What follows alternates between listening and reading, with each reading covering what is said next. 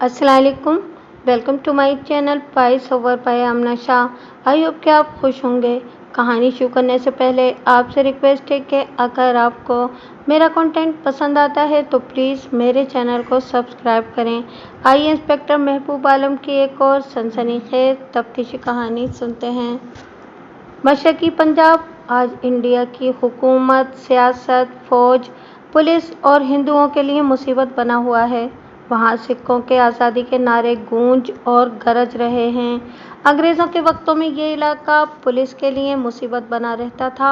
आज सिख जंग आज़ादी लड़ रहे हैं। उस ज़माने में सिख कत्ल, डाकाजनी, नकबजनी और रेसनी की वारदातें किया करते थे। दो आबे का इलाका जुराइम में मशहूर था। सिख डकैती वगैरह की वारदातें बड़ी फ़ख्र से करते और जो सिख गिरफ्तार होकर सज़ा पा जाता वो और ज़्यादा फ़ख्र करता था। एक दूसरे को छोटी छोटी बातों पर कत्ल कर देना इन सिखों के लिए खेल तमाशा था। जिन थानेदारों को इस इलाके के देहाती थानों में तैनात किया जाता था वो इस तैनाती को सज़ा समझते थे और पुलिस के अंग्रेज़ अफसरान आला किसी थानेदार को सज़ा देना चाहते तो इसे दो आबे के किसी थाने का एसएचओ मुकर्रर कर देते थे। मेरी बारी भी आ गई। सज़ा के तौर पे नहीं बल्कि बारी के लिहाज से मुझको इस इलाके के एक कस्बे का एसएचओ मुकर्रर कर दिया गया। इस कस्बे के इर्द गिर्द का बहुत सारा देहाती इलाका भी इस थाने के तहत आता था। इस इलाके ने बेशुमार ऐसे सिख डाकू पैदा किए थे जिन्होंने अंग्रेज़ों को परेशान कर दिया था। बहुत सारे डाकुओं को जिंदा या मुर्दा पकड़ने के लिए कसीर रकमों के इनाम मुकर्रर थे। मैं जो वारदात सुनाने लगा हूँ ये डकैती की नहीं, कत्ल की वारदात थी। एक बड़ी खूबसूरत सिकनी, उम्र लगभग 24 साल, कत्ल हो गई थी। ये कस्बे की वारदात थी। सुबह के वक्त मकतूला का बाप और ससुर थाने में आए। मकतूला अपने ससुराल में थी। ये घर भी इसी कस्बे में था। मकतूला के ससुर ने वारदात की जो बातें सुनाई वो ये थी कि मकतूला का खामिंद फ़ौज में हवलदार क्लर्क था। वो सिख रेजिमेंट में था। इसकी पलटन कोहाट में थी। वो 5 दिनों की छुट्टी लेकर आया हुआ था। उसने इस सुबह जिस सुबह मुझको थाने में उसकी बीवी की कत्ल की रिपोर्ट दी जा रही थी वापस रवाना होना था। वो इसकी छुट्टी का आखिरी दिन था। गुज़िश्ता रात खामिद रघबीर सिंह देर से घर आया। वो एक दोस्त से मिलने चला गया था जो 4-5 मील दूर एक और गांव में रहता था। वो कह गया था कि रात देर से घर आएगा। इसकी और इसकी बीवी की चारपाइयाँ ऊपर छत पर बिछाई गई थीं। मौसम गर्म था। घर के बाकी अफराद सहन और बरामदे में सोए। छुट्टियों की तमाम रातें इन दोनों की चारपाइयाँ छत पर होती थीं। मकतूला ऊपर सोने के लिए चली गई और घर के सब अफराद सो गए। रघबीर सिंह आधी रात के वक्त वापस आया। उसके इंतज़ार में ड्योढ़ी का बाहर वाला दरवाज़ा खुला रखा गया था। वो जब आया तो उसके बाप की आंख खुल गई। रघबीर सिंह कमरे में गया, बत्ती जलाई, शायद कपड़े बदल रहा था। बाप के साथ इसकी कोई बात नहीं हुई। वो बत्ती बुझाकर ऊपर चला गया। रघबीर और उसकी बीवी सूरज निकलने से पहले नीचे आ जाया करते थे। इस सुबह सूरज कुछ ऊपर आ गया तो भी वो न जागे। रघबीर की माँ इन्हें जगाने के लिए ऊपर गई। ऊपर से उसकी चीखें सुनाई दीं। रघबीर का बाप वगैरह दौड़ते हुए ऊपर गए। ऊपर अजीब मंजर देखा। रघबीर वहाँ नहीं था। उसकी बीवी चारपाई पर पड़ी हुई थी और उसकी गर्दन इस तरह कटी हुई थी जिस तरह बकरा ज़ुबा किया जाता है। रघबीर सिंह कहाँ है? मैंने पूछा। मालूम नहीं, उसके बाप ने जवाब दिया। मुझको शक है कि दुश्मन उसको उठाकर ले गए हैं। उसको भी कत्ल कर देंगे। दुश्मनों के नाम लिखवा दो, मैंने कहा। हमारा तो कोई दुश्मन नहीं, बाप ने जवाब दिया। शायद उसका कोई दुश्मन हो। ये तो बात की बातें थीं। मैंने बाल की खाल उतारनी थी और ज़मीन के नीचे से भेद निकालने थे। मैंने कागज़ी कार्रवाई की और जाए वकुआ को रवाना हो गया। ये छोटा सा कस्बा था। वकुआ वाला घर करीब ही था और ये पक्का मकान था। इसकी ड्योढ़ी थी। आगे कुशादा सहन था जिसके आमने सामने कमरे और कमरों के आगे बरामदे थे। एक बरामदे के साथ सीढ़ियाँ थीं। मैं ऊपर गया। एक छत पर 2 चारपाइयाँ एक दूसरे से मिली हुई थीं। इन पर बिस्तर बिछे हुए थे। एक चारपाई खाली थी और दूसरी पर लाश पड़ी हुई थी और ऊपर चादर डाली हुई थी। मैंने चादर हटाई तो इस तरह महसूस हुआ जैसे किसी ने मुझको पीछे को धक्का दिया हो। دماغ میں اس طرح ہونے لگا جیسے بجلیاں چمکنی شروع ہو گئی ہوں۔ میری حالت کی وجہ یہ ہوئی کہ مقتولہ کو بکرے کی طرح ذبح کیا گیا تھا، لیکن خون کا ایک قطرہ بھی نہیں تھا۔ اس کا صاف مطلب یہ تھا کہ مقتولہ کا گلا مردہ حالت میں کاٹا گیا۔ میرے دماغ میں وقوع کی صورت یہ بنتی تھی کہ مقتولہ کو پہلے گلا گھونٹ کر ہلاک کیا گیا، پھر گلا کاٹا گیا۔ اس طریقہ قتل کی وجہ یہ ہو سکتی تھی کہ قاتل نے مقتولہ کا گلا دبایا اور اس کو شک ہوا کہ یہ میری نہیں۔ مجرم ہمیشہ جلدی میں ہوتا ہے۔ اس نے کام جلدی پورا کرنے کی غرض سے چاقو یا چھری سے گلا کاٹ دیا اور بھاگ گیا۔ گردن آدھی کٹی ہوئی تھی، اس وجہ سے گردن پر گلا گھونٹنے کے نشان نظر نہیں آتے تھے۔ میں نے لاش کو الٹ پلٹ کر دیکھا۔ جسم پر کہیں بھی زخم، ضرب یا خراش کا نشان نہیں تھا۔ اپنے تجربے کی بنا پر لاش کے ہاتھ دیکھے اور پھر ناخنوں کو غور سے دیکھا۔ مجھ کو وہ چیز نظر آ گئی جو میں دیکھنا چاہتا تھا۔ دونوں ہاتھوں کی شہادت کی انگلیوں، درمیان والی اور اس کے ساتھ والی انگلیوں کے سروں پر ذرا ذرا خون جمع ہوا تھا۔ مقتولہ کے ناخن لمبے تھے، ان کے اندر بھی جمع ہوا خون تھا۔ گلا ہاتھوں سے گھونٹنے کی وارداتوں میں عام طور پر اس طرح ہوتا ہے کہ مقتول اپنی گردن چھڑانے کے لیے قاتل کے ہاتھوں پر ناخن مارتا ہے۔ میں اس واردات تک ایسی 2 وارداتیں دیکھ چکا تھا۔ اس واردات میں بھی مقتولہ نے قاتل سے آزاد ہونے کی کوشش میں اس کے ہاتھوں یا بازوؤں پر ناخن مارے تھے، اور خون جو اس کی انگلیوں پر اور ناخنوں کے اندر جمع ہوا تھا وہ قاتل کا تھا۔ میرا یہ شبہ پکا ہو گیا کہ گلا کاٹنے سے پہلے گلا ہاتھوں سے دبایا گیا۔ میں نے ساتھ والی چارپائی دیکھی، اس پر صاف ستھرا بستر بچھا ہوا تھا۔ یہ لوگ دیہاتی نہیں تھے، کچھ تعلیم یافتہ بھی تھے۔ مقتولہ کا خاوند رگبیر سنگھ میٹرکولیٹ تھا۔ بستر پر جو چادر تھی اس پر ذرا سی بھی سلوٹ نہیں تھی۔ اس کو دیکھ کر ہر کوئی کہہ سکتا تھا کہ اس بستر پر کوئی لیٹا ہی نہیں، بلکہ اس پر کوئی بیٹھا بھی نہیں۔ رگبیر کے باپ کا بیان تھا کہ رگبیر کپڑے بدل کر اوپر چلا گیا تھا، مگر وہ لاپتہ تھا۔ یہ شبہ صحیح تھا کہ قاتل وہی تھا۔ وہ اوپر آیا، بیوی کو قتل کیا اور چلا گیا۔ مقتولہ کا سسر اور باپ میرے ساتھ تھے۔ کیا رگبیر اوپر آنے کے کچھ دیر بعد پھر نیچے گیا تھا؟ میں نے رگبیر کے باپ سے پوچھا۔ میں سو گیا تھا، اس نے جواب دیا۔ میرا خیال ہے کہ وہ نیچے نہیں آیا تھا۔ تم یا گھر کا کوئی فرد میرے ایک سوال کا جواب دے سکتا ہے؟ میں نے پوچھا۔ کیا صبح ڈیوڑی کے دروازے کی اندر سے زنجیر جڑی ہوئی تھی؟ جڑی ہوئی تھی، رگبیر کے باپ نے جواب دیا۔ میں منہ اندھیرے اٹھا کرتا ہوں، پہلے باہر کھیتوں کو جاتا ہوں، پھر گردوارے جاتا ہوں۔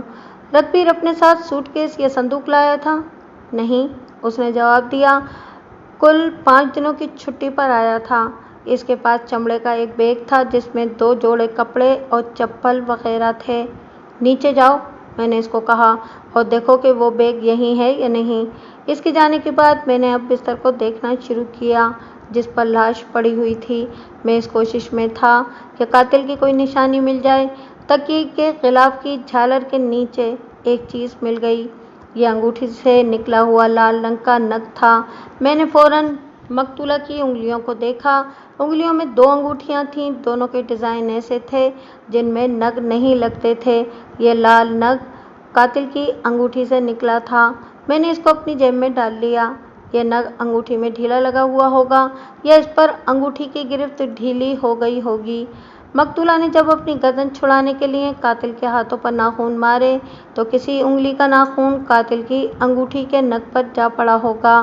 نگ ڈھیلا ہونے کے باعث انگوٹھی سے نکل کر تکیے پر گر پڑا۔ مضبوطی سے جڑا ہوا نگ ناخن سے نہیں نکالا جا سکتا تھا۔ مقتولہ کے سسر نے آ کر بتایا کہ رگبیر کا بیگ یہاں نہیں ہے۔ اس کے چپل یا جوتے ہیں؟ میں نے پوچھا۔ شلوار، قمیض، پینٹ؟ کچھ بھی نہیں، اس نے جواب دیا۔ میں ہر جگہ دیکھ آیا ہوں سردار جی، میں نے اس کو کہا۔ تمہارے بیٹے کو کوئی اٹھا کر نہیں لے گیا، وہ خود گیا ہے۔ تو کیا اس نے اپنی بیوی کو خود؟ ہاں، میں نے اس کی بات پوری کر دی۔ اس نے خود اپنی بیوی کو قتل کیا ہے۔ اس کو چپ لگ گئی اور اس کا چہرہ لٹک گیا۔ لیکن وہ گیا کدھر سے؟ اس نے کہا۔ سو میں نے خود دیکھا کہ باہر والا دروازہ اندر سے بند تھا۔ گھر کا کوئی فرد اس کے جرم میں شامل تھا؟ میں نے کہا۔ اس فرد نے رگبیر کو باہر نکالا اور اندر سے دروازے کی زنجیر چڑھا دی۔ یہ فرد تم بھی ہو سکتے ہو۔ یہ سن کر وہ بہت گھبرایا اور بے تکا بولنے لگا۔ میں نے لاش کو پوسٹ مارٹم کے لیے بھجوا دیا اور یہ دیکھنا شروع کر دیا کہ اس چھت پر کسی اور طرف سے آنے جانے کا راستہ یا ذریعہ ہوگا۔ ساتھ والے مکانوں کی چھتیں ملی ہوئی تھیں، لیکن ایک اور ذریعہ نظر آ گیا۔ یہ مکان قصبے کے باہر کی طرف تھا۔ اس کے پچھواڑے 15-16 گز جگہ خالی تھی اور آگے جوہر تھا جس میں بارشوں کا پانی بھرا رہتا تھا۔ جوہر اور مکان کے درمیان پیپل کا ایک بڑا پرانا درخت تھا۔ اس کا ایک ٹہن اس مکان کی منڈیر سے آگے تک آیا ہوا تھا۔ میں نے اس ٹہن کو غور سے دیکھا۔ درخت کی طرف جہاں سے شروع ہوتا تھا زمین سے تھوڑا ہی اونچا تھا۔ مکان کی طرف آتے ہوئے یہ اونچا ہوتا گیا تھا اور منڈیر سے یہ 5-6 فٹ اونچا ہو گیا تھا۔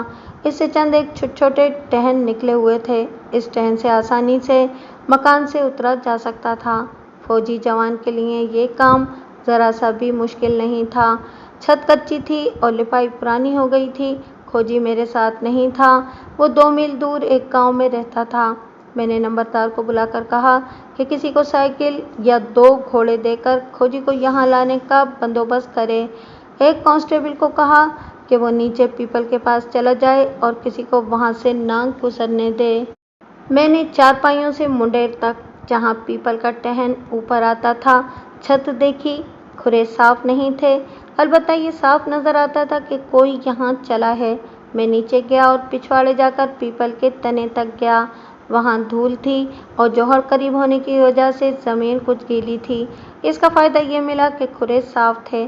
میرا قیاس کہتا تھا کہ رگبیر نے اپنی بیوی کو قتل کیا اور پیپل کے ٹہن کے ذریعے نیچے اترا اور رات کی پیسنجر ٹرین سے روانہ ہو گیا۔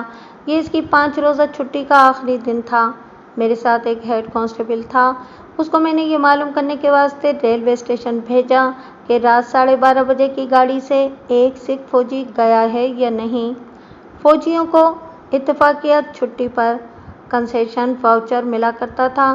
فوجی کو صرف ایک طرف کا کرایہ دینا پڑتا تھا۔ ایک تو اس وجہ سے بکنگ کلرک کو یاد ہونا چاہیے تھا کہ ایک فوجی نے کوہاٹ تک کا ٹکٹ لیا تھا، اور اس سے بھی بکنگ کلرک ہمارے سوال کا ٹھیک جواب دے سکتا تھا کہ آدھی رات کے وقت والی پیسنجر ٹرین سے اس چھوٹے سے قصبے سے بہت کم مسافر سوار ہوتے تھے۔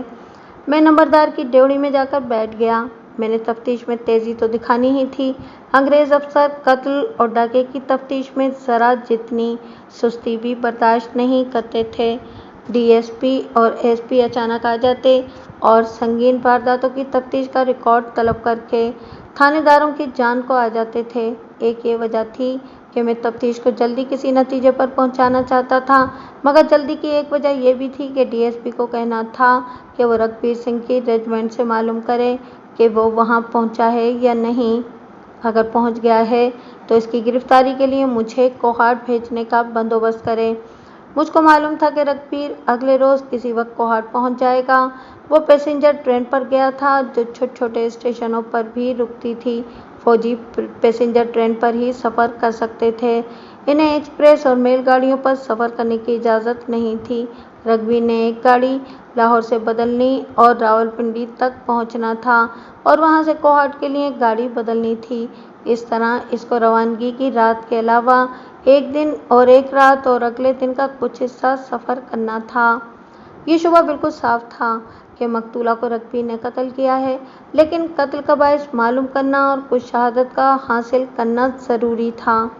میں نے نمبردار کو بٹھا لیا اور اس سے پوچھا کہ یہ کیا معاملہ ہے۔ اس نے بتایا کہ مقتولہ شوقین لڑکی تھی، خدا نے اس کو حسن دیا تھا اور اس کا باپ پیسے والا آدمی تھا۔ لڑکی آزاد ہو گئی، چال چلن کے معاملے میں صحیح نہیں تھی۔ زیادہ خراب تھی؟ میں نے پوچھا۔ نہیں، نمبردار نے جواب دیا، ایسی نہیں کہ جس نے کچھ لالچ دیا اس کے ساتھ لگ گئی۔ اس کی دوستی ایک ہندو کے ساتھ تھی۔ یہ ہندو راجپوت خاندان کا ہے اور اس کے باپ کی زمینداری خاصی بڑی ہے۔ شادی کر کے بھی اس لڑکی نے یہ شغل میلہ نہیں چھوڑا۔ اب اس کے تعلقات ایک اور ہندو لڑکے کے ساتھ تھے، وہ بھی راجپوت زمیندار ہے۔ ایک مسلمان لڑکے پر بھی شک ہے، یہ بھی امیر زمیندار کا بیٹا ہے۔ میں ان تینوں کو ہی جانتا ہوں۔ اس کے خاوند کو اس کے چال چلن کے بارے میں معلوم نہیں تھا؟ میرا خیال ہے کہ خاوند کو شک تھا، نمبردار نے جواب دیا۔ मैंने सुना है कि 2-3 बार हामिद ने उसको मारा पीटा भी है। ये लड़की अपनी ससुराल में तो 2-4 दिनों से ज़्यादा रहती ही नहीं थी। इसकी माँ ने भी अपनी जवानी ऐसे ही गुजारी है। शादी हुए कितना अरसा हो गया है? अभी 6 महीने ही हुए हैं, नंबरदार ने जवाब दिया। इन 6 महीनों में रघुवीर सिंह 1 महीने की छुट्टी पर आया था। इस छुट्टी में इसने शादी की और इसके बाद अब 5 दिनों की छुट्टी पर आया था। इसकी मौजूदगी में ये लड़की ससुराल में रही और इसकी गैर हाजिरी में कभी 2-4 दिन ससुराल रही, बाकी दिन वो अपने मैके रही। शादी करके भी इसकी शौकीनी और शुगल, मेला और इश्कबाजी में कोई फ़र्क नहीं आया। नंबरदार ने मेरे आगे ऐसे पर्दे उठा दिए कि कत्ल का बाइस साफ नजर आ गया।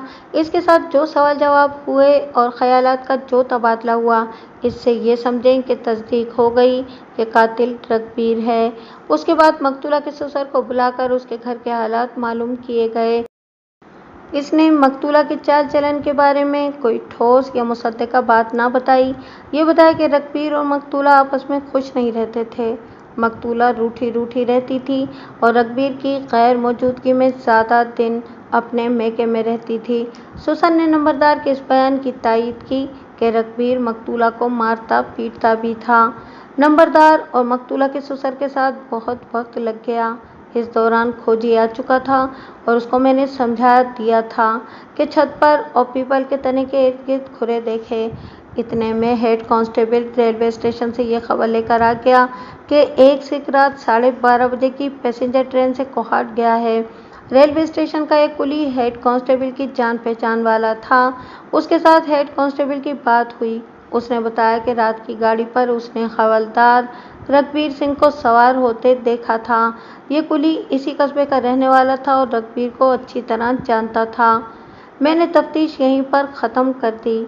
मेरा कोहाट जाना लाजमी हो गया। खोजी के इंतज़ार में मुझको वहाँ रुकना पड़ा। उसने खासा वक्त लगाकर मुझको रिपोर्ट दी। ये रिपोर्ट उसने मुझको पीपल के पास ले जाकर दी।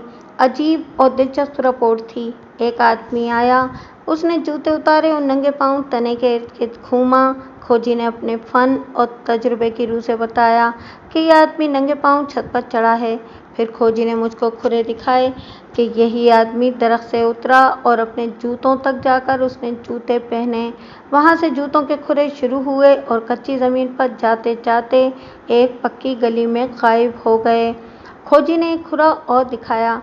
ये शूज़ का था। ये कहीं से आया नहीं था, बल्कि दरख्त के करीब से शुरू हुआ और जोहड़ के किनारे किनारे जाता सड़क तक चला गया और गायब हो गया। सड़क के किनारे किनारे पैदल चलने वालों ने ये खुरा मिटा दिया था। खोजी को बता दिया गया था कि वारदात क्या है, इसलिए उसने ये खुरा सही बयान किया। शूज़ के दोनों पाँव पीपल के टहन के नीचे से 4-5 कदम दूर ज़मीन पर इस तरह पड़े थे जैसे इन पर ज़्यादा प्रेशर डाला गया हो। फिर एक पाँव का निशान ज़रा आगे दाएं तरफ और दूसरा ज़रा पीछे बाएं तरफ लगा देखा। खोजी ने कहा कि यह आदमी टहन से कूदा है। वो जल्दी में था, इसलिए तने तक नहीं गया, हालांकि वहाँ से उतरना आसान था। ये मेरे लिए मुअम्मा था। एक आदमी आया और नंगे पाँव ऊपर गया और वापस उतरकर एक गली में चला गया। दूसरा कहीं से नहीं आया। वो ऊपर से उतरा और सड़क की तरफ चला गया। ये भी मुअम्मा था कि मकतूला की गर्दन कटी हुई थी और खून नहीं था। मेरे दिमाग में ये अजीब सा सवाल गर्दिश कर रहा था कि क्या मकतूला 2 मरतबा कत्ल हुई, पहले जिंदा कत्ल हुई और फिर मुर्दा कत्ल हुई? इस सवाल का जवाब सिर्फ रघुवीर सिंह ही दे सकता था। मैं तीसरे दिन कोहाट सिख रेजिमेंट के कमांडिंग ऑफिसर के दफ्तर में बैठा हुआ उसको ये बात सुना रहा था। कमांडिंग ऑफिसर अंग्रेज़ लेफ्टिनेंट कर्नल था। उसने मेरा बयान सुनकर एडजुटेंट को बुलाया जो अंग्रेज़ कैप्टन था। इस सब इंस्पेक्टर को अपने साथ ले जाओ, कर्नल ने कैप्टन को कहा। हवलदार रघुवीर सिंह को इसके सुपुर्द कर दो, ये इसका बयान लेगा। सूबेदार मेजर को इसके साथ बिठाओ। ये हवलदार क्लर्क अपनी बीवी को कत्ल करके आया है। अगर इल्ज़ाम सही है तो ये सब इंस्पेक्टर इसको गिरफ्तार करके ले जाएगा। एडजुटेंट मुझको अपने दफ्तर में ले गया। रघुवीर इसी दफ्तर में काम करता था। एजुटेंट के बुलावे पर वो 2 मिनटों में आ गया। उसने एजुटेंट को सल्यूट किया। जब उसने मेरी तरफ देखा तो उसकी आंखें ज़्यादा खुल गईं और उसके चेहरे पर ऐसी तब्दीली आई जो किसी अनाड़ी को भी महसूस हो सकती थी। अंग्रेज़ कैप्टन एजुटेंट ने उसके चेहरे की तब्दीली को नोट करके मेरी तरफ देखा और मुस्कुराया। मैं वर्दी में था। क्या तुम अपनी बीवी को कत्ल करके आए हो? एजुटेंट ने इससे अंग्रेजी में पूछा। नहीं, रघुवीर ने हकलाकर कहा। No sir. इस सब इंस्पेक्टर और हवलदार रघुवीर सिंह को क्वार्टर गार्ड में ले जाओ। एजुटेंट ने सूबेदार मेजर को बुलाया और उसे कहा, ये इसका बयान लेंगे और आप इनके पास मौजूद हैं। सूबेदार मेजर सिख था। वो हमें क्वार्टर गार्ड में ले गया और बरामदे में कुर्सियां रखवा दी। मेरे साथ 2 कांस्टेबल थे। इन्हें मैंने अलग बिठा दिया। रघुवीर सिंह, मैंने इसको कहा, तुम्हारे इनकार की कोई गुंजाइश नहीं। हाँ, अगर इकबाली हो जाओगे तो तुम्हारे बचने की कोई गुंजाइश निकल सकती है। मौके का कोई गवाह नहीं। मैंने कुछ नहीं किया, उसने कहा। बेवकूफ़ी ना करो रघुवीर, मैंने कहा। मैं इतनी दूर से जो यहाँ तक आ गया हूँ वो मैं शक व शुबे पर तो नहीं आया। बड़ी पक्की शहादत ने मुझको यहाँ तक पहुँचाया है। तुम इकबाली बयान नहीं दोगे तो भी नहीं बच सकोगे। मैं तुम्हारी कोई मदद नहीं कर सकूँगा। अगर बयान दे दोगे तो सज़ा से बचा लूँगा, सेशन से बरी हो जाओगे। वो जो मारी गई है मेरे मामे चाचे की बेटी नहीं थी, वो बदकार थी। तुमने तो शेर जवानों वाला काम किया है। ये मामला क्या है थानेदार साहब? सूबेदार मेजर ने मुझसे पूछा। सूबेदार मेजर साहब, मैंने इसको बताया, यह गलती से एक लड़की के साथ शादी कर बैठा। फिर इसको पता लगा कि लड़की का चाल चलन ठीक नहीं। ये छुट्टी जाता था तो वो इसके घर आती थी। इसकी गैर मौजूदगी में इसके घर रहती ही नहीं थी। कभी 2-3 दिनों के लिए इसके घर रहती तो इसके वालिदैन के साथ बदकलामी करती थी। अब ये 5 दिनों की छुट्टी पर गया तो बीवी को कत्ल करके और घर वालों को बताए बगैर गाड़ी पर चढ़ाया। मैंने सूबेदार मेजर को चढ़ाकर सुनाया कि इसके खिलाफ क्या शहादत मिली है। वाह ओए शेरा, सूबेदार मेजर ने रघुवीर के कंधे पर जोर से हाथ मारकर कहा। असल खालिसा वाला कम कीता ही। इसकी जगह मैं होता तो मैं भी यही करता। मैंने कहा, अगर ये बीवी को कत्ल ना करता तो मैं इसको कहता कि रघुवीर, तू बेगैरत है। हर कौम का कोई ना कोई इज्तिमाई वस्फ होता है। सिक्कों में ये वस्फ है कि किसी भी सिक्क को हवा देनी शुरू कर दो तो वो गुब्बारे की तरह फूल जाता और उड़ने लगता है। मैंने और सूबेदार मेजर ने रघुवीर सिंह को हवा देनी शुरू कर दी। मैं हवा देने के साथ साथ उसको ये भी बताता जा रहा था कि उसके खिलाफ कितनी मजबूत शहादत मिली है। खालसा हमारे जाल में आ गया। सच्ची गल करा थानेदारा, रघुवीर ने पूछा, छुड़ा लेंगा? ऐसे छुड़ाऊंगा जैसे मक्खन से बाल निकाला जाता है। मैंने दुआबे की ठेठ पंजाबी में कहा। मुझको ये पता होना चाहिए कि तुमने ये वारदात की किस तरह है। मैं अपने दोस्त के गांव से आधी रात को वापस आया। रघुवीर ने कहा। घर वाले सोए हुए थे, बीवी छत पर थी। मैं अंदर गया, अपना बैग उठाया और छत पर चला गया। मेरे पास लंबा कमानीदार चाकू था। मैंने बैग रखा, चाकू खोला। बीवी पीठ के बल सोई हुई थी। मैंने इसकी ठोड़ी के नीचे हाथ रखा और ठोड़ी ऊपर उठाई। एक पाँव इसके पेट पे रखा और चाकू इसकी छह रख पर इस तरह चलाया जिस तरह मुसलमान बकरे को ज़ुबह किया करते हैं। मैं आधी गर्दन काट चुका था। फिर बैग उठाया और मैं पीपल के टहल पर चढ़कर नीचे चला गया। अंधेरा था, घड़ी पर वक्त नज़र नहीं आता था। बाहर से आकर मैं जब कमरे में गया और बत्ती जलाई थी तो वक्त देखा था 12 बजने में 20 मिनट बाकी थे। मैं रेलवे स्टेशन पहुंचा। 15-20 मिनट बाद ट्रेन आ गई और मैं इसमें सवार हो गया। मुझको अपने कुछ सवालों के जवाब चाहिए रघुवीर, मैंने कहा। तुमने जब इसके गले पर चाकू चलाया था तो वो बहुत तड़पी होगी। वो तो ज़रा सी भी नहीं हिली, उसने जवाब दिया। वो तो फौरन मर गई थी। याद करो और सोचकर बताओ, मैंने कहा। तुमने अगर बकरा ज़ुबह होते हुए देखा है तो ये भी देखा होगा कि आधी से ज़्यादा गर्दन कट जाने के बावजूद बकरा 15-20 मिनट तक तड़पता रहता है। मुझको याद है जी, उसने कहा। उसके जिस्म ने कोई हरकत नहीं की थी। तुमने अपने कपड़ों पर खून के छींटे तो देखे होंगे, मैंने कहा। चाकू पर भी खून लगा हुआ होगा। नहीं जी, उसने कहा। मुझको यही डर था कि कपड़ों पर लगा हुआ खून होगा तो मैं उसको किस तरह छुपाऊंगा। गाड़ी में सवार हुआ तो डब्बे की रोशनी में कपड़े देखे, खून का एक कतरा भी नहीं लगा था। गाड़ी लाहौर में पहुंची तो सुबह हो गई। मैंने एक बार फिर अपने कपड़े अच्छी तरह देखे, खून का कहीं निशान तक न था। चाकू भी बिल्कुल साफ था। क्यों झूठ बोलते हो रघुवीर सिंह? सूबेदार मेजर ने इसको कहा। तंदुरुस्त जानवर या इंसान की शहरक पर छुरी या चाकू चले तो खून फुव्वारे की तरह निकलता है। तुम्हारी एक टांग उसके पेट पर थी और बायां हाथ उसकी ठोड़ी के नीचे था। इस पोजीशन में तुम्हारे कपड़े इसकी गर्दन के बहुत करीब थे। मैं कैसे मान लूं कि तुम्हारे कपड़ों पर खून नहीं पड़ा? मैं आपको किस तरह यकीन दिलाऊं? रघुवीर ने कहा। अगर मैंने झूठ बोलना होता तो इसी झूठ पर कायम रहता कि मैंने अपनी बीवी को कत्ल नहीं किया। मैंने अपनी जान को फांसी के तख्ते पर रख कर ये सच बोला है कि मैंने अपनी बीवी को कत्ल कर चुका हूँ। चाकू पर भी खून नहीं था? सूबेदार ने पूछा। नहीं सूबेदार मेजर साहब, रघुवीर ने जवाब दिया। चाकू बिल्कुल साफ था। सूबेदार मेजर ने हैरानगी की हालत में मेरी तरफ देखा। मैं इस वक्त मुस्कुरा रहा था। मुस्कुराने की वजह यह थी कि मुझको ज़रा सी भी हैरानगी नहीं हुई थी। कोहाट के लिए रवाना होने से पहले मुझको पोस्टमार्टम रिपोर्ट मिल गई थी, जिसमें साफ लिखा हुआ था कि मकतूला की मौत रात 11 बजे के लगभग सांस रुकने से वाक़ हुई है और उसके 1 से 1.5 घंटे बाद लाश की गर्दन काटी गई। इस रिपोर्ट से मेरे शुबे की तस्दीक हो गई। रघुवीर सिंह ने अपनी बीवी की लाश को कत्ल किया था। रघुवीर सिंह, मैंने इसके कंधे पर हाथ मारकर कहा, तुम कातिल नहीं हो।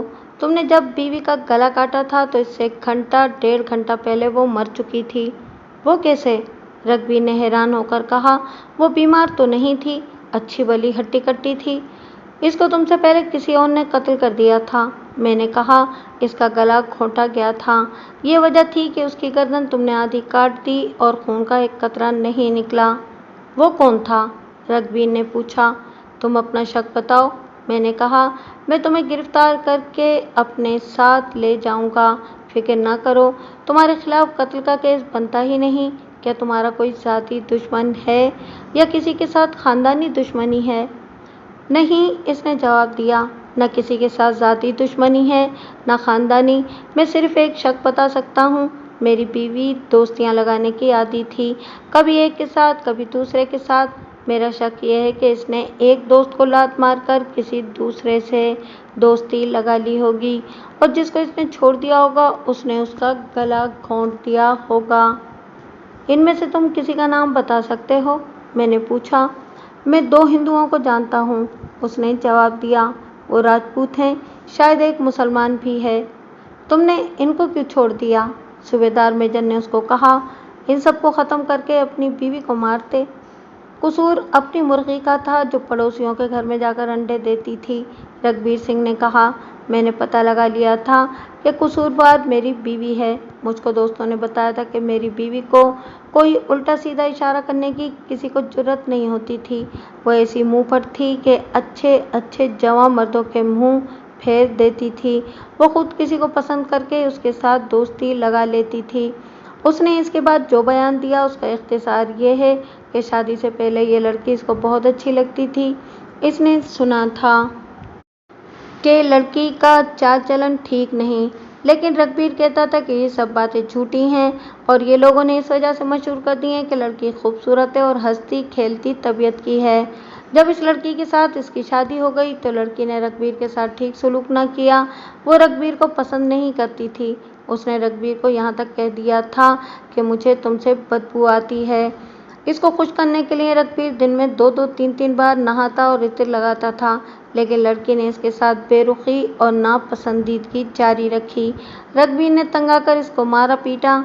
इस वजह से लड़की का दिल रघुवीर से बिल्कुल ही हट गया। 1 महीने की छुट्टी ख़त्म हो गई और रघुवीर चला गया। अब वो 5 दिनों की छुट्टी लेकर आया। आते ही रघुवीर को उसकी माँ और 2 बहनों ने बताया कि उसकी बीवी दोस्तियाँ लगाती फिरती है और अपनी माँ के पास ही रहती है। फिर रघुवीर के एक दोस्त ने उसको यही बातें बताईं। रघुवीर ने बीवी को ये बातें बताकर पूछा कि इस पर ये इल्ज़ाम सही है या गलत।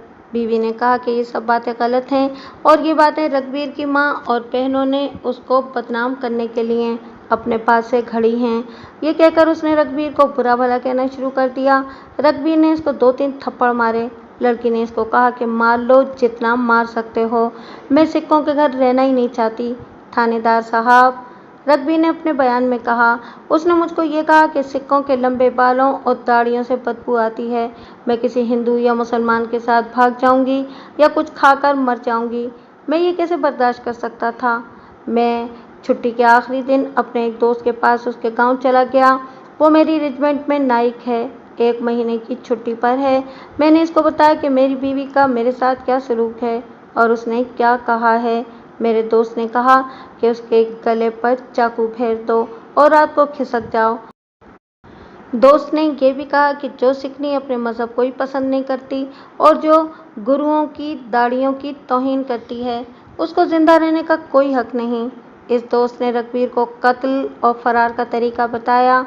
रघुवीर को इस वक्त याद आया कि उसके मकान के पिछवाड़े पीपल का दरख्त है, जिसका एक टहन पिछवाड़े की मुंडेर के ऊपर आया हुआ है। उसने सोचा कि बीवी को कत्ल करके भागने के लिए नीचे आना, सहन से दबे पांव गुजरना और बाहर के दरवाजे की जंजीर खोलना ज़रूरी नहीं। इस तरह वो बीवी का गला काट कर पीपल के टहन से उतर गया था।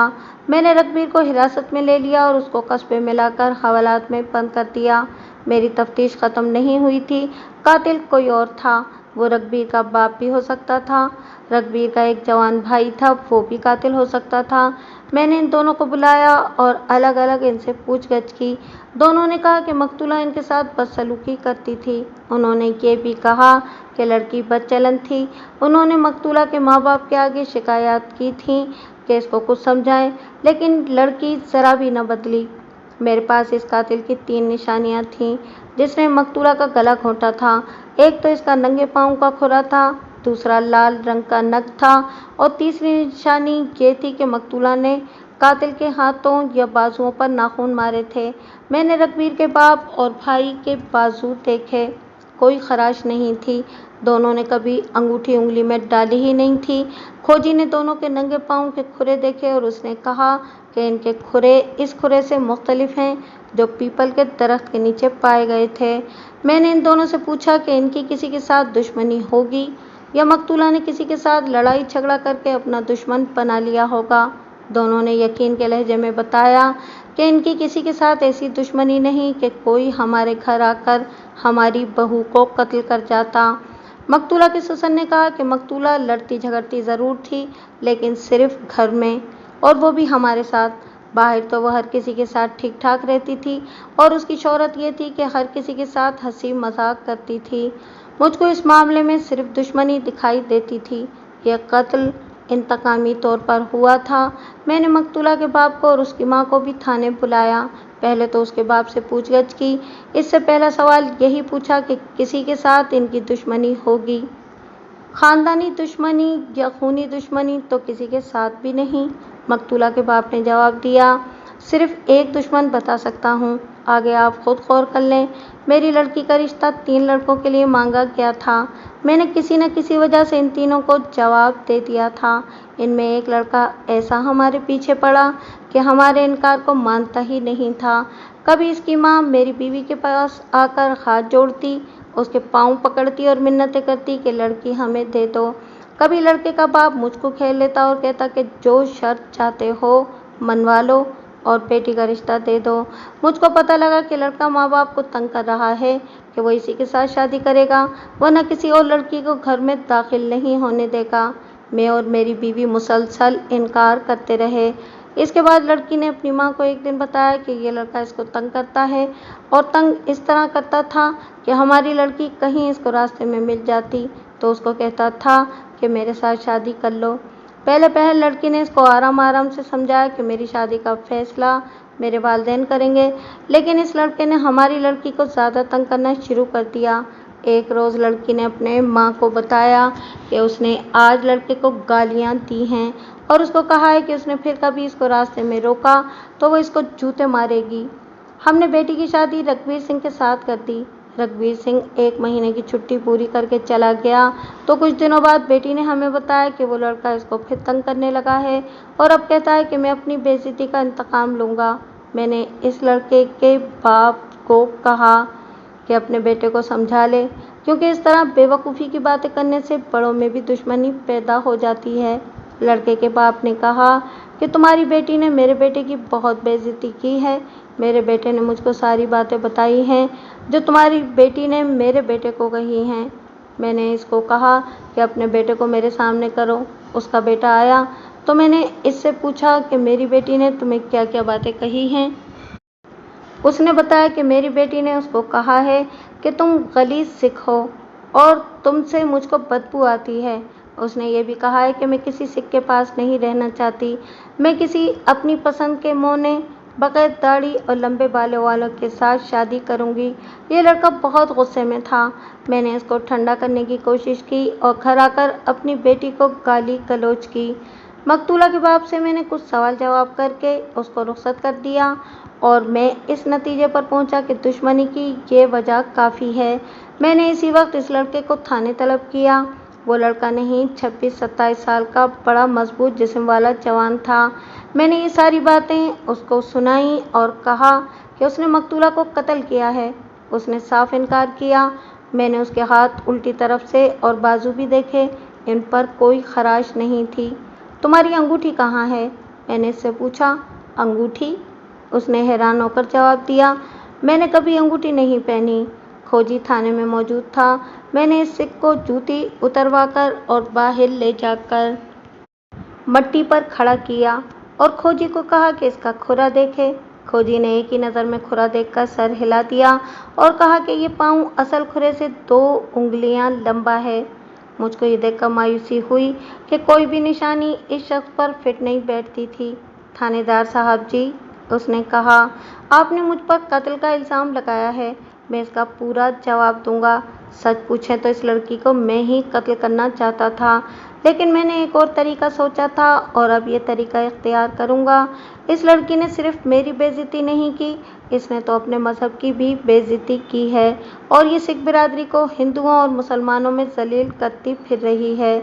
इस शख्स ने वही बातें बताईं जो रघुवीर बता चुका था। मुख्तसर ये कि मकतूला सिखों को सर के लंबे बालों, जिनको केस कहते हैं, और दाढ़ी की वजह से पसंद नहीं करती थी। सिखों के मज़हब का हुक्म है कि सिख अपने जिस्म का कोई बाल काट नहीं सकते। मकतूला के बारे में पता लग चुका था कि खूबसूरत और शौकीन मिजाज लड़की थी, कीमती कपड़े पहनती, बनी ठनी और साफ़ सुथरी रहती थी। इस सिख ने अपने बयान में कहा कि वो देख रहा था कि मकतूला ने एक वक्त में एक दोस्त बनाया हुआ होता था। वो हिंदू और एक मुसलमान को इसने बारी बारी दोस्त बनाया और उनके साथ फिल्मों जैसी इश्कबाजी करती रही। थानेदार साहब जी, उस सिख ने बयान देते हुए कहा, मैंने इस लड़की को कहा था कि मेरे साथ शादी ना करो, लेकिन 2 बातें मान लो। एक ये कि अपने मज़हब से नफ़रत ना करो और दूसरी ये कि हिंदुओं और मुसलमानों के साथ यारियां लगानी छोड़ दो। उसने मुझको ये जवाब दिया कि मेरी हंसी उड़ाई, फिर कहने लगी कि इनसे नहीं तो क्या तुझ जैसे भूत के साथ दोस्ती लगाऊं। मुझको इतना गुस्सा आया कि दिल करता था कि यहीं कत्ल कर दूं, लेकिन मैंने दूसरा तरीका सोचा। मैं वहां से अपने 2 दोस्तों के पास चला गया और उनको इस लड़की की बातें सुनाई और कहा कि गुरुद्वारे के भाई को बताते हैं और उसको कहेंगे कि वो इस लड़की के बाप और इसके ससुर को बुलाकर इनको डराए और कहे कि इनकी लड़की अपनी बातों और हरकतों से बाज ना आई तो लड़की के मैके और ससुराल का सिख बिरादरी में बाइकाट कर दिया जाएगा। मेरे दोस्तों ने कहा कि गुरुद्वारे का भाई बड़ा कमज़ोर और लालची आदमी है, वो इन दोनों ख़ानदानों के ख़िलाफ़ एक लफ्ज़ भी नहीं बोलेगा। दोनों ख़ानदान खुशहाल हैं। भाई इनसे माल खाकर इनकी लड़की को बेकसूर करार दे देगा। दोस्तों ने ये मशवरा दिया कि इस लड़की के ख़ाविंद रघुवीर सिंह को आने दो, इसको बताएंगे और वो इसको लगाम टालेगा। इसके बाद मैंने इस लड़की को ना कभी रास्ते में रोका, ना कभी बात की। 2 महीने बाद रघुवीर छुट्टी पर आया तो मेरे दोस्तों ने इसको इसकी बीवी की बातें बताईं। उसने कहा कि वो इसका बंदोबस्त करेगा। 2-3 दिनों बाद लड़की अपने ससुराल के घर में कत्ल हो गई। हमने कहा कि इसको रघुवीर ने कत्ल किया है। जब ये सुना कि रघुवीर चला गया है तो हमने यकीन के साथ कहा कि कातिल रघुवीर है। आप ये समझ लें कि जो काम मैंने करना था वो रघुवीर ने कर दिया। मैंने इस सिख के दोनों दोस्तों को बुलवाया, इनसे पूछगछ की तो पता लगा कि इस सिख ने अपना जो बयान दिया था वो बिल्कुल सही है। उसने वाकई इन दोनों को मशवरा दिया था कि गुरुद्वारे के भाई को ये सूरत हाल बताएंगे। मैंने रघुवीर से पूछा कि इसको किसने मकतूला के चाल चलन के बारे में आगाह किया था। उसने इन्हीं दो सिखों का नाम लिया जो इस वक्त थाने में मौजूद थे। ये साबित हो गया कि ये सिख जवान जो मकतूला का उम्मीदवार था बेगुनाह है। कातिल की निशानियां ना मिलने के बायस भी वो बेगुनाह तस्वुर किया जाना चाहिए था। मैंने इन दो हिंदुओं और मुसलमान का नाम मालूम कर लिया जिनके साथ मकतूला ने बारी बारी दोस्ती रखी थी। पहले मैंने एक हिंदू को अपने पास बुलाया। वो खूबसूरत जवान था, चेहरे के लिहाज से ही नहीं बल्कि सरापे के लिहाज से भी वो ज़्यादा खूबसूरत था। हिंदू ज़्यादातर तिजारत पेशा या मुलाजमत पेशा होते हैं। वो चेहरे के खूबसूरत हो सकते हैं लेकिन जिस्म के लिहाज से ढीले ढाले और फितरत के लिहाज से तंग नज़र और घुटी हुई तबीयत के होते हैं। ये हिंदू इश्कबाजियों के चक्कर में नहीं पड़ते और ना ही वो फजूल पैसा बर्बाद करते हैं। ज़मींदार हिंदू जो उमूमन जाट और राजपूत होते हैं और ख़ुद खेतों में काम करते या करवाते हैं, वो जिस्मों के लिहाज से मजबूत और स्मार्ट होते हैं और वो तंग नज़र भी नहीं होते। हिंदुओं की इसी जमींदार नस्ल में से था। इसकी डील डोल और अंदाज देखकर ही मैंने राय कायम कर ली कि ये शहजादा है। इसने मुझको थोड़ा सा भी परेशान नहीं किया। वो ज़रा घबराहट में था। मैंने ना अपने बोलने के लहजे में ना अपने चेहरे पर थानेदारी और रोब दाब रखा। इसके साथ बेतकल्लुफ़ दोस्तों वाला अंदाज रखा। तुम पर कोई इल्ज़ाम नहीं यार, मैंने इसको हल्के फुल्के लहजे में कहा। वो तुम्हारी महबूबा कत्ल हो गई है, इसके बारे में कुछ मालूम करना है। अब वो तो किसी और की महबूबा थी जनाब, उसने कहा। वो 2 साल पहले की बात है जब वो मेरी दोस्त हुआ करती थी। अब तक तो वो 2 दोस्त बदल चुकी थी। ये सारी बात बता दो, मैंने कहा।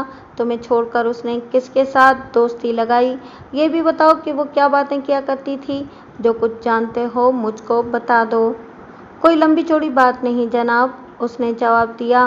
वो चाहती थी कि कोई आदमी जो उसको पसंद आ जाए उसकी खूबसूरती की तारीफ़ें करता रहे और तोहफे देता रहे। वो ज़्यादातर कपड़े और नकली ज़ेवरात पसंद करती थी। उसको सोने के ज़ेवरात तो कोई नहीं दे सकता था। इसकी माँ भी ऐसी थी। अब इस औरत का बुढ़ापा शुरू हो चुका है लेकिन किसी न किसी आदमी को फांस लेती है और बुरे करतूत से बाज नहीं आती। मकतूला ने तुम्हारे साथ दोस्ती क्यों तोड़ी थी? दोस्ती तो उसी ने तोड़ी थी, उसने जवाब दिया। लेकिन असल में मैंने खुद तोड़ी थी। मैं इसको इतने तोहफे नहीं दे सकता था जितने वो मांगती थी। वो नगद रकम भी मांगती रहती थी। मैं शुरू में इसकी फरमाइशें पूरी करता रहता था लेकिन मेरे लिए ये काम मुश्किल हो गया। 2 बार मुझको घर से रकम चोरी करनी पड़ी। इतनी ज़्यादा खूबसूरत लड़की को मेरा दिल छोड़ने पर भी तैयार नहीं होता था। मैंने इसको बहाने बहाने से ये कहना शुरू कर दिया कि अच्छा कुछ दिन ठहर जाओ, मैं तुम्हें इससे ज़्यादा कीमती कपड़ा ले दूँगा। वो समझ गई कि मैं उसके लिए तोहफे ख़रीदने से गुरेज कर रहा हूँ और ये मेरी माली मजबूरी है। उसने आहिस्ता आहिस्ता मुझसे हटना शुरू कर दिया। बातें क्या किया करती थी? सिखों को पसंद नहीं करती थी, उसने जवाब दिया। मुझको कहती थी कि मैं हिंदू हो जाऊंगी तो मेरे साथ शादी कर लो। मैंने कहा कि मैं अपने माँ बाप के दिल को तकलीफ़ नहीं देना चाहता, वो नहीं मानेंगे। दरअसल जी दिल तो मेरा भी यही कहता था कि इसको हिंदू बनाकर बीवी बना लूं, लेकिन मुझको एक डर ये था कि इस तरह सिख इसको या मुझको या हम दोनों को कत्ल कर देंगे। दूसरी बात मेरे दिमाग में ये आई कि इसकी अभी शादी नहीं हुई और ये इतनी दिलेरी से मेरे साथ ताल्लुक़ रखे हुए है। शादी करके तो ये और ज़्यादा खुल जाएगी। हमारे ताल्लुकात पाक तो नहीं थे। इस तरह नाजायज़ ऐश मौज करने वाली लड़की को कोई बेगैरत ही अपनी बीवी बनाएगा। मेरी बात ठीक निकली। वो मुझको छोड़कर एक और के साथ लग गई और उसको छोड़कर एक और के साथ ताल्लुकात बना लिए। शादी करके भी वो इस बुरे रास्ते से नहीं हटी और खामिद के हाथों कत्ल हो गई। मैंने इससे जान छुड़ा ली थी। इस हिंदू लड़के के हाथों की उल्टी तरफ और बाजुओं को मैंने देखा, कोई खराश नज़र नहीं आई। इसके नंगे पाँव का खुरा भी मुलजिम के खुरे से मुख्तलिफ था। इसकी अंगूठी भी नहीं थी। इसके बाद मकतूला ने एक और हिंदू के साथ दोस्ती लगाई, वो भी थाने में मौजूद था। میں نے اس کو بلایا۔ یہ بھی خوبصورت جوان تھا اور اس کی بھی ابھی شادی نہیں ہوئی تھی۔ میں نے اس کی باتیں سننے سے پہلے اس کے بھی ہاتھ اور بازو دیکھے، کوئی خراش نظر نہیں آئی۔ اس کا ننگے پاؤں کا کھرا دیکھا، یہ ذرا سا مختلف تھا۔ اس کی بھی انگوٹھی نہیں تھی۔ اس کا بیان لینا وقت ضائع کرنے والی بات تھی، پھر بھی اس کے ساتھ میں نے سوال و جواب شروع کر دیے۔ پہلے تو اس نے کہا کہ مقتولہ کے ساتھ اس کا کوئی تعلق نہیں تھا۔ کیا تم جانتے ہو کہ تمہارا یہ جھوٹ تمہیں پھانسی کے تختے پر کھڑا کر دے گا؟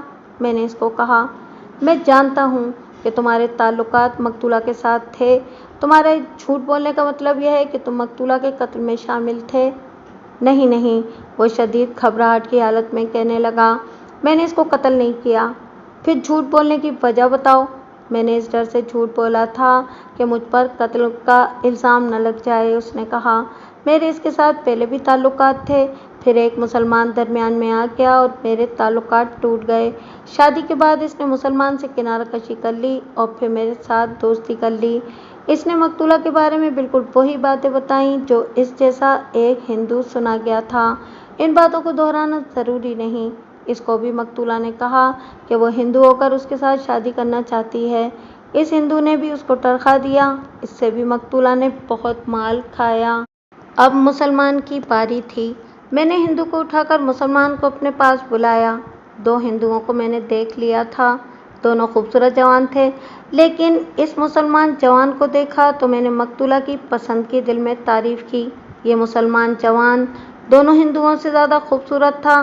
اس کے جسم کی جو بناوٹ تھی، اس میں خاص قسم کی کشش تھی۔ اس کے چہرے پر اتنی گھبراہٹ تھی جو کسی عام آدمی کو بھی نظر آ سکتی تھی۔ میں نے اس کو اپنے سامنے کرسی پر بیٹھنے کو کہا تو وہ میری طرف دیکھتا ہی رہا، بیٹھا نہیں۔ بیٹھ جا یار، میں نے مسکراتے ہوئے کہا، مجھ سے اتنا نہ ڈرو، میں بھی تمہاری طرح انسان ہوں۔ وہ ڈرتے ڈرتے کرسی پر بیٹھا۔ میں محسوس کر رہا تھا کہ اس کا جسم کا گھبراہٹ سے اکڑا ہوا ہے۔ میں نے ایک بار پھر اس کو تسلی دی کہ ڈرنے اور گھبرانے کی کوئی وجہ نہیں۔ وہ ذرا سا مسکرایا اور فوراً ہی اس کی مسکراہٹ غائب ہو گئی۔ اس نے اپنے ماتھے پر ہاتھ پھیرا۔ اس کے اس ہاتھ کی الٹی سائڈ میری طرف تھی۔ میں نے اس طرف ایک خراش دیکھی جو درمیان سے کوئی نصف انچ چوڑی تھی اور دونوں سروں کی طرف جا کر پتلی ہو گئی تھی۔ اس پر سرخ تہ جمی ہوئی تھی اور یہ خراش 4-5 دن پرانی معلوم ہوتی تھی۔ یہ اس کا بایاں ہاتھ تھا۔ اس کی چھوٹی اور درمیانی انگلی کے درمیان انگلی میں سونے کی انگوٹھی تھی اور اس انگوٹھی میں لال رنگ کا نگ تھا جس کا سائز اسی نگ جتنا تھا جو مجھ کو مقتولہ کے تکیے کی جھالر کے نیچے سے ملا تھا۔ میں تیزی سے اٹھا اور اس کے دونوں ہاتھ پکڑ کر الٹے کیے اور دیکھے، دونوں ہاتھوں کی الٹی طرف خراشیں تھیں۔ میں نے اس سے پوچھا کہ یہ خراشیں کیسے آئی ہیں؟ اس کے چہرے کی حالت اور زیادہ بگڑ گئی۔ جھوٹ بولنے سے پہلے یہ سوچ لینا کہ میں تصدیق کروں گا، میں نے کہا ہے۔ میں تمہارے جواب پر چپ نہیں ہو جاؤں گا۔ اب بولو، یہ زخم کب آئے اور کیسے آئے؟ میں نے ٹرنک کھولا اور ہاتھ ٹرنک میں کرنے لگا تو ڈھکنا خود ہی بند ہو گیا۔ اس نے ایسے لہجے میں کہا جس سے صاف پتہ لگتا تھا کہ اس کی زبان ساتھ نہیں دے رہی۔ اس نے کہا، ڈھکنا ہاتھوں پر زور سے گرا۔ میں نے تیزی سے ہاتھ باہر کو کھینچے اور کھال چھل گئی۔ خون نکلا ہوگا؟ ہاں جی، اس نے کہا۔ گھر والوں نے دیکھا ہوگا؟ ہاں جی۔ یہ کس دن کی اور کس وقت کی بات ہے؟ اس نے 4 روز پہلے کا دن اور 12-12:30 بجے کا وقت بتایا۔ یہ میں تمہارے گھر سے معلوم کروں گا، میں نے کہا اور اس کی انگلی سے انگوٹھی نکال کر پوچھا، یہ نگ کب ڈلوایا ہے؟ اس کو تو 2 سال ہو گئے ہیں، اس نے جواب دیا۔ یہ نگ شروع سے اس انگوٹھی میں ہے۔ وہ نگ جو شروع سے اس انگوٹھی میں تھا وہ ڈھیلا ہو گیا تھا، میں نے کہا۔ وہ اس رات کہیں پر پڑا تھا جس رات رگبیر کی بیوی قتل ہوئی تھی۔ یہ نگ نیا ڈلوایا گیا ہے، کیا تم خود بتاؤ گے یا میں سناروں سے خود معلوم کراؤں؟ وہ خاموش رہا۔ اب تو اس کے چہرے کا رنگ بالکل پھیکا پڑ گیا تھا۔ میں اس کو باہر لے گیا اور کھوجی کو بلایا۔ اس کو پہلے جوتوں سمیت مٹی پر کھڑا کیا اور پھر پرے ہٹایا۔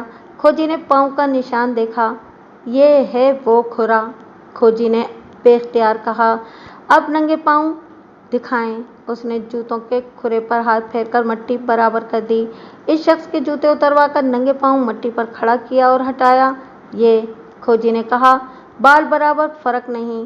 मैंने इस खूबरू मुसलमान जवान को जूते पहनने को कहा और उसको अपने दफ्तर में ले गया। अब खुद ही बोल पड़ो। मैंने कहा, नहीं बोलोगे तो अपना नुकसान करोगे। मैं तुम्हारे घर की औरतों को थाने बुलाकर रात को भी थाने में ही बिठाए रखूंगा और इनसे कल पूछूंगा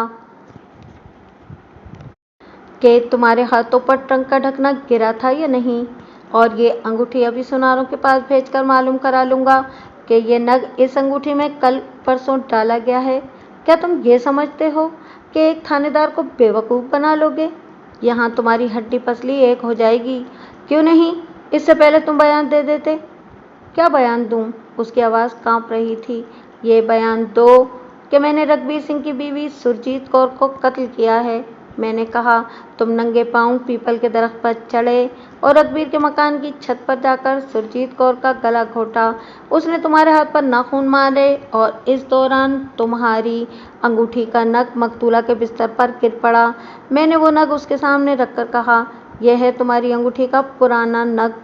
तुमने स्कीम तो ठीक बनाई थी, तुम्हें कोई भी नहीं देख सका, लेकिन तुमने ये नहीं देखा कि जहाँ से तुम पीपल पर चढ़े और उतरे थे वहाँ मिट्टी बड़ी नर्म और ज़रा नमी वाली है। वहाँ तुम ऐसे खुरेद छोड़ गए जो बहुत कमज़ोर बिनाई वाले आदमी को भी नज़र आ सकते हैं। खोजी तो बुझे हुए खुरे भी शनाख्त कर लेते हैं। वो इसी में टूट फूट गया।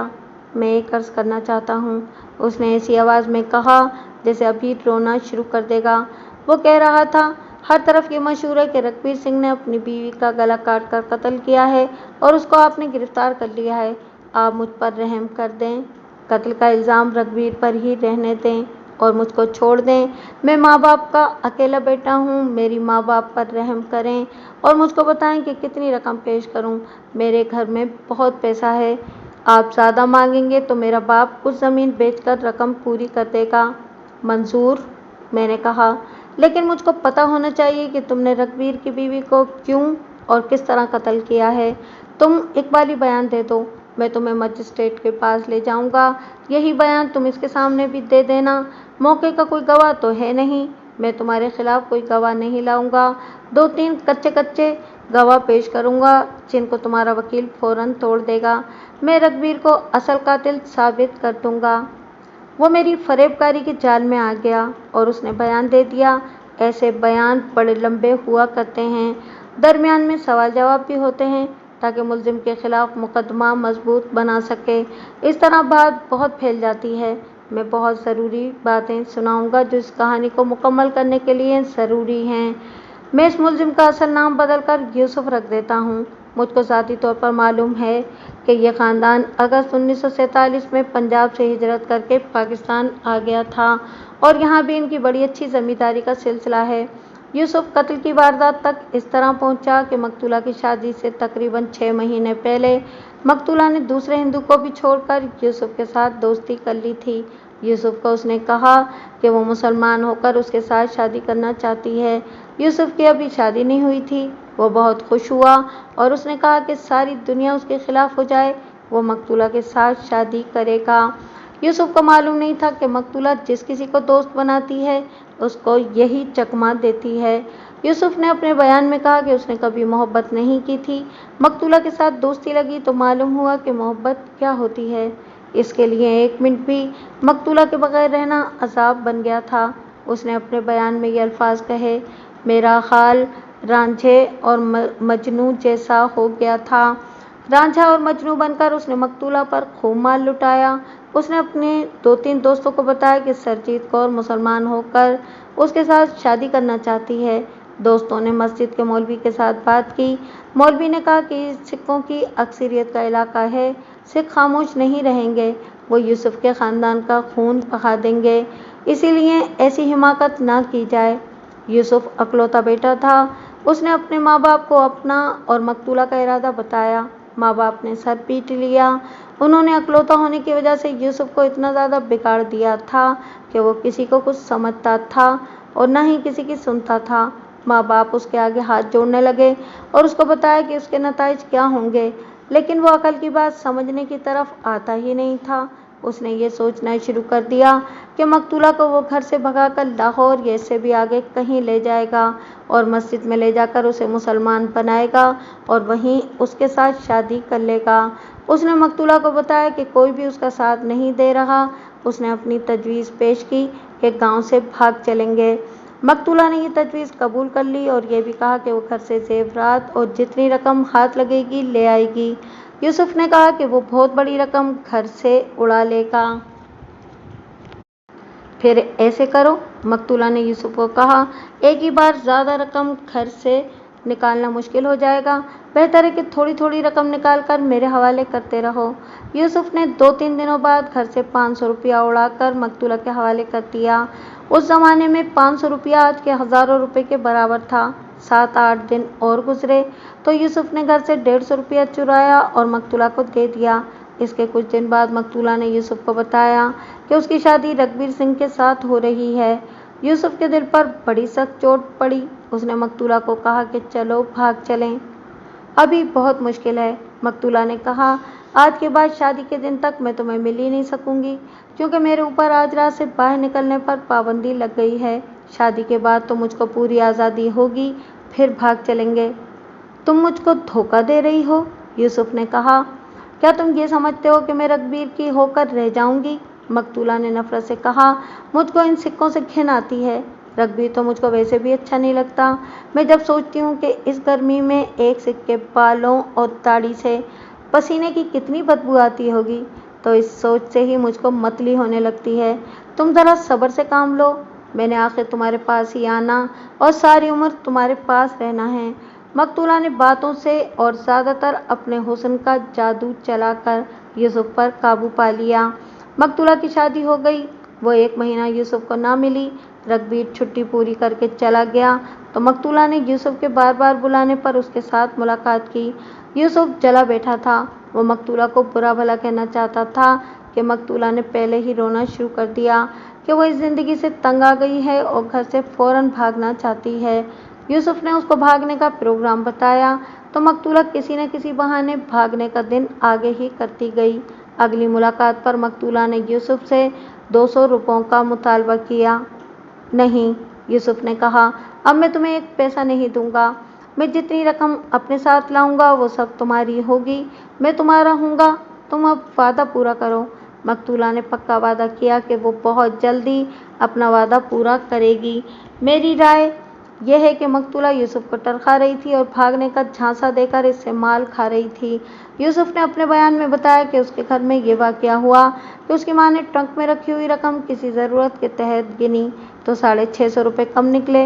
माँ ने यूसुफ के बाप से पूछा, बाप ने यूसुफ से पूछा, इस मुकफ्फल ट्रंक से और कोई रकम निकाल ही नहीं सकता था। यूसुफ ने कहा कि उसने तो कभी ट्रंक खोला ही नहीं। यूसुफ का बाप अपने बड़े भाई को बुलाकर ले आया।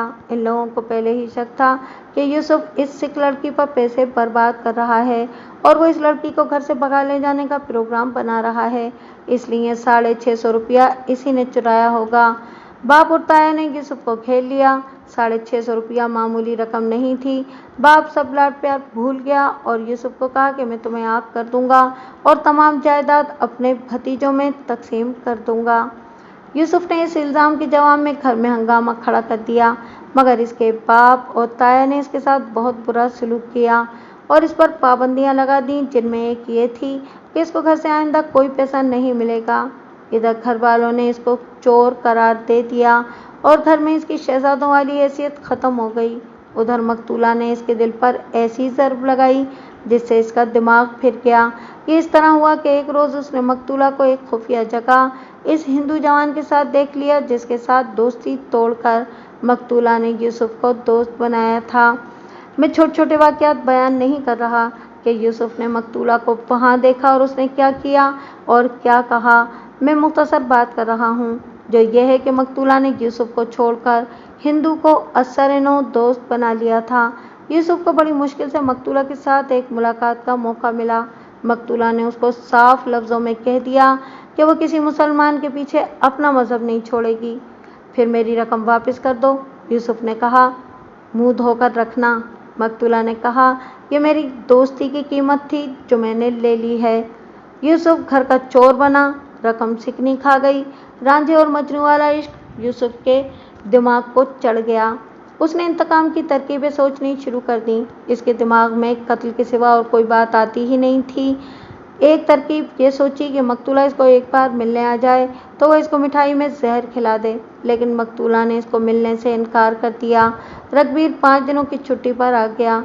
यूसुफ को पता लग गया कि रघबीर और मकतूला छत पर सोते हैं। कत्ल का मौका चूंकि अचानक ही पैदा हो गया था। दिन के पिछले पहर यूसुफ को रघबीर कहीं जाते हुए मिल गया। यूसुफ ने इससे पूछा कि वो कहाँ जा रहा है। उसने अपने दोस्त के गांव का नाम लिया। रात शायद वहीं रहोगे? यूसुफ ने कहा। नहीं, रघबीर ने कहा, रात को आ जाऊंगा, आधी रात हो जाएगी, सुबह वापस कोहाट जाना है। इनकी आपस में सलाम दुआ थी। ये बातें रस्मी तौर पर हुई, लेकिन खुदा ने मकतूला के दिन पूरे करने थे। यूसुफ को मालूम था कि पीपल का एक टहन रघबीर की छत पर जाता है। यूसुफ रात 11 बजे पीपल के करीब जूते उतारकर ऊपर चला गया। इसे उम्मीद थी कि मकतूला ऊपर अकेली होगी। वो इसको अकेली मिल गई। गहरी नींद सोई हुई थी। यूसुफ ने हाथों से उसका गला घोंटा। उसने बताया कि मकतूला ने उसके दोनों हाथों की उल्टी तरफ नाखून मारे और वो मर गई। यूसुफ को अंगूठी के नग का पता सुबह को चला कि कहीं गिर पड़ा है। ये नग अंगूठी में ढीला पड़ गया था। यूसुफ ने इसी रोज नया डलवा लिया था। यूसुफ ने मजिस्ट्रेट से भी बयान कलमबंद करा दिया था। उसका बाप ओताया मुझको रिश्वत पेश करते रहे और मैं उनको टालता रहा। सेशन कोर्ट में जाकर यूसुफ अपने वकील के कहने पर इकबाली बयान से मुनहरिफ हो गया, लेकिन मैंने शहादत का कोई खाना खाली नहीं छोड़ा था। यूसुफ को सजाए उम्र कैद दी गई, जो हाई कोर्ट ने भी बहाल रखी। रघबीर सिंह साफ बच गया।